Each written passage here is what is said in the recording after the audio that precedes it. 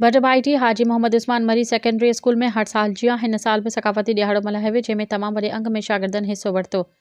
तकरीरूं शाइरी क़ौमी गीतनि ते झुमरियूं हयूं ऐं मज़ाहिया ख़ाका पेश कया विया। आयल महिमाननि खे खिलाए छॾियो। इन प्रोग्राम में ॻोठ जा मुअज़्ज़िज़ माण्हू बि शरीक थिया जिन रईस अयाज़ ख़ान मरी, रईस मुज़फ़र मरी, साईं हाजी अमीन समूह, साईं मोहम्मद चुमन सोलंगी, साईं शौकत अली समूह, साईं हलाल मेघवाड़, गुलज़ार कुंभर, चेतन भील, महेंद्र गुरड़ो, रियाज़ अहमद समूह, स्कूल जो पार्टनर डॉक्टर मीर आलम मरी। आख़िर में स्कूल के प्रिंसिपल अशोक कुमार मेघवाड़ा आयल महिमान खे आजाणियूं ॾिनो ऐं संदसि टीम खे दाद ॾिनो।